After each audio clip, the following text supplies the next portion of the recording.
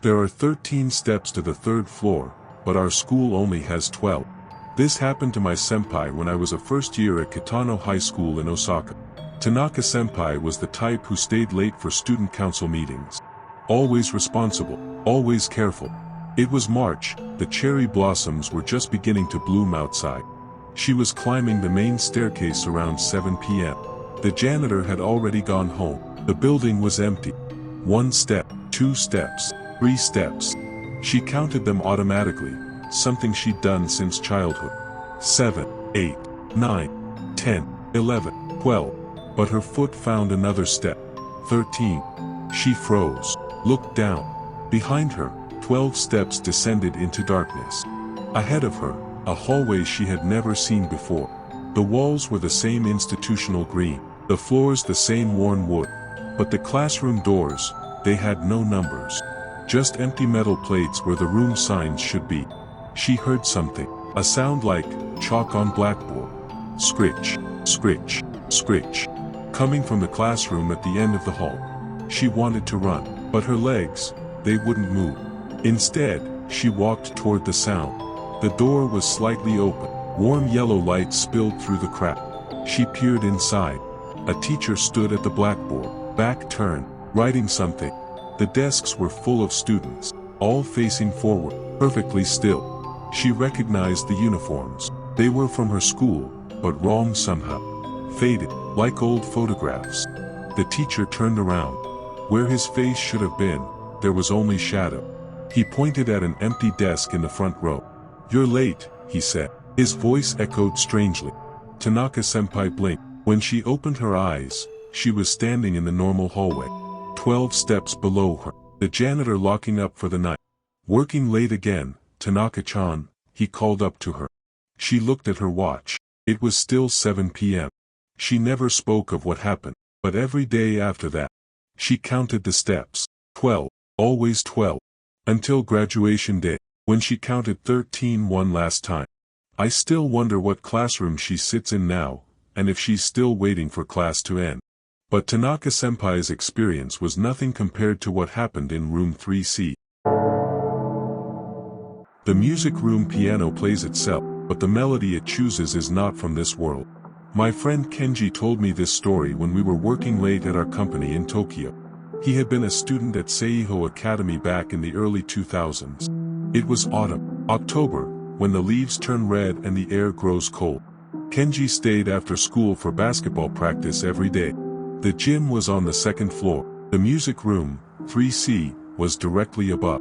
During practice, they began to hear piano music drifting down through the ceiling. Soft at first, like someone practicing scales. The coach didn't seem to notice, or maybe he chose not to. But the music, it was always the same piece. A melody none of them recognized. Beautiful but wrong somehow. Like it was missing notes, or had too many. One evening, Kenji forgot his bag in the locker room. He returned to school around 8 p.m. The building was dark. As he climbed to the second floor, he heard it again. The piano, the same strange melody. But this time, it was coming from right above him. Room 3C. Kenji climbed to the third floor. His footsteps echoed in the empty hallway. The music grew louder, more complex. He reached the door to 3C. It was closed. The music stopped. Complete silence. Kenji pressed his ear to the door. Nothing. He tried the handle. Locked. But through the small window in the door, he could see inside. The piano bench was pushed back, like someone had just stood up. The piano keys, some of them were still moving, settling back into place. Kenji ran. He didn't stop until he reached the school gate. The next day, he asked the music teacher about room 3C. "That room?" she said, looking puzzled. "It's been locked for 3 years. Ever since the accident. A student had been practicing alone after school. A girl named Sakura. She was composing something, her own piece. They found her the next morning, collapsed at the piano.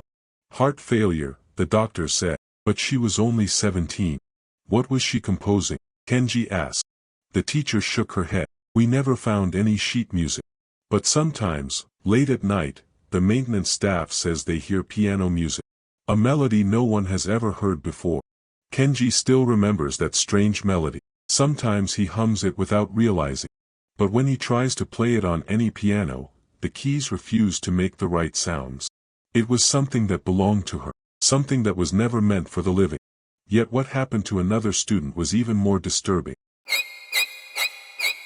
Every day at 3:17 p.m., she walks down the hall to a classroom that was demolished 15 years ago. This happened at my old middle school in Kyoto. My sister was a teacher there. Nishiki Middle School, built in 1953, rebuilt after the earthquake of 1995. But they kept the old east wing. For tradition, they said. My sister taught second-year students. Room 2B, on the second floor. Her classroom had a perfect view of the old east wing across the courtyard. That's where she first saw her. It was during final exams, May 2018. Every day at exactly 3:17 p.m., she would appear. A girl in the old school uniform, navy blue with white collar. She would walk down the east wing hallway, slowly, purposefully, always carrying the same brown leather satchel. My sister assumed she was a student from the drama club, maybe practicing for a period play. But the old uniform was too perfect, too authentic. And she always walked to the same place. The end of the hallway, where it just stopped. There used to be a classroom there, room 2E. But it was removed during the 1995 renovations. Now there was just a wall, and a window overlooking the courtyard. The girl would reach the wall, and disappear. Not fade away, not walk back. Just, gone. My sister started timing it. 3:17 p.m. exactly. Every school day. Never on weekends. Never during holidays. She asked the other teachers, had they seen her? Most said no, but the older teachers, they got quiet. Finally, the principal told her the truth. 1995, the earthquake. A 13-year-old girl named Miyuki Tanaka. She had stayed after school for tutoring. Room 2E. When the earthquake hit, the ceiling collapsed. They found her at her desk, still holding her pencil. School ended at 3:15 that day. She was supposed to leave at 3:17. But she never made it to the hallway, the principal said. My sister kept watching, every day at 3:17. The girl in the navy uniform, walking to class. Even when school was closed for Golden Week, she was there. Even during summer vacation. My sister retired last year, but sometimes she still drives by the school. At 3:17 p.m. The girl is always there, still walking to her lesson. Still carrying her brown leather satchel. Still trying to make it to the hallway on time, 29 years later.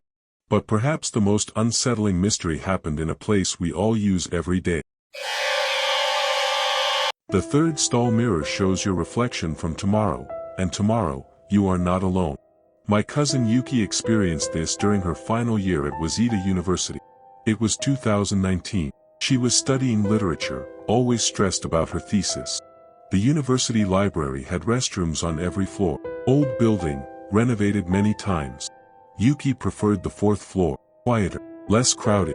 The women's restroom had 5 stalls, each with a small mirror above the sink. She always used the third stall, force of habit. It was during finals week, December. The building stayed open all night. Yuki was washing her hands around 2 a.m. when she noticed something odd. Her reflection in the mirror was wearing different clothes. She was wearing her gray sweater, but in the mirror, a red blouse. Yuki blinked, rubbed her eyes. When she looked again, her reflection was normal. Gray sweater, just like she was wearing. She chalked it up to exhaustion, final stress. But the next day, she put on a red blouse without thinking about it. The same red blouse from the mirror. That night, she returned to the 4th floor restroom. 3rd stall, 2 a.m. again. This time, her reflection was wearing a black dress. A dress she owned but hadn't worn in months. But that wasn't the strangest part. Behind her reflection, there was someone else. A figure in the background, blurry but definitely there. Yuki spun around. The restroom was empty. She looked back at the mirror. Normal reflection. Red blouse. The next day, she wore the black dress. That evening, she was walking home from the library around 9 p.m.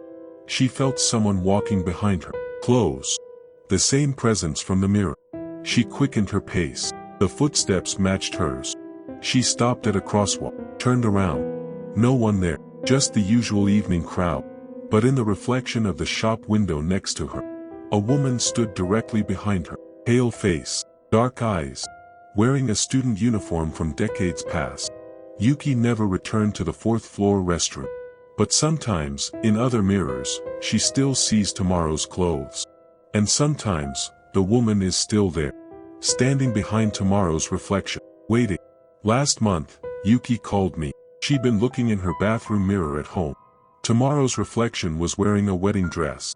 But she's not engaged, and the woman behind her was smiling. I told her about the mirror, but when I checked the library records, I found something impossible. Yet the most chilling story involves a place every student knows too well. The student in the back row always finishes his test first, but his name is not on any class roster.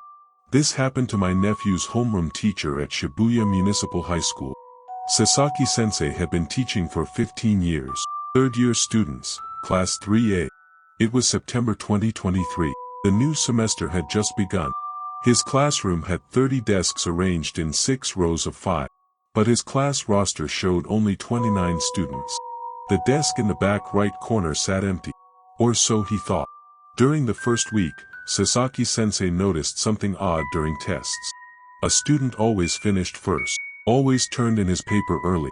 Quiet boy, neat uniform, never spoke to anyone. He sat in the back right corner, the empty desk. But when Sasaki-sensei looked directly at that desk, it appeared empty. Only in his peripheral vision could he see the boy. He checked his roster again, 29 names, 29 students. But 30 test papers were turned in. The extra paper had no name, but every answer was correct. Perfect score, beautiful handwriting. Sasaki-sensei asked his students about the boy in the back row. They looked confused. Back row? There's no one in the back row, sensei. That desk has been empty all semester. But during the next test, Sasaki-sensei watched carefully. Out of the corner of his eye, the boy was there. Writing steadily, head down, focus. After 20 minutes, the boy stood up, walked to the front of the class, placed his paper on the desk, returned to his seat. But when Sasaki-sensei looked up, he saw nothing. The test paper was there, but no student. That evening, he stayed late to research the classroom's history. School records from 1987. A third-year student named Hiroshi Yamamoto. Top of his class. Perfect attendance. He sat in the back right corner of Class 3A. 3 days before graduation, he collapsed during a final exam. Heart attack. The stress of university entrance exams. He had been writing his last answer when he died. The next week, Sasaki-sensei conducted another test. This time, he placed a name tent on the empty desk. Hiroshi Yamamoto. The boy appeared more clearly, almost solid. He nodded at Sasaki-sensei, a small smile of gratitude. Then he began his test. When Sasaki-sensei graded the papers that night, Hiroshi's paper was complete. Perfect score as always. But at the bottom, in careful handwriting, "Thank you for letting me graduate." The next day, the desk was truly empty. 29 test papers, 29 students. But sometimes, on important exam days, Sasaki-sensei still places a name tent on that desk, just in case Hiroshi wants to take one more test.